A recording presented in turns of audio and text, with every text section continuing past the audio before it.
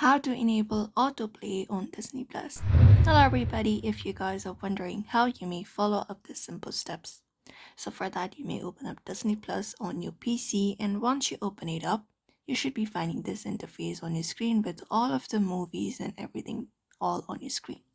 Now what you can do from here is simply go ahead and navigate your profile at the top right corner and tap on it, or the Disney Plus icon, and you should be finding an option of edit profile. You can just go ahead and tap on it. Once you tap on edit profile, you will be taken to the space which is your primary profile. So you can just go ahead and locate this option called autoplay, scroll down, and then when you scroll down, you should be finding autoplay option with a toggle option. All you gotta do is simply turn it on if it is off by tapping on it or clicking on it. And once it is turned on, it allows for the next video in a series to play automatically. And that's it. That is how you activate autoplay on Disney Plus on PC. So I hope this video was helpful. Give it a thumbs up and subscribe for more tips and tutorials, and we will see you on the next one.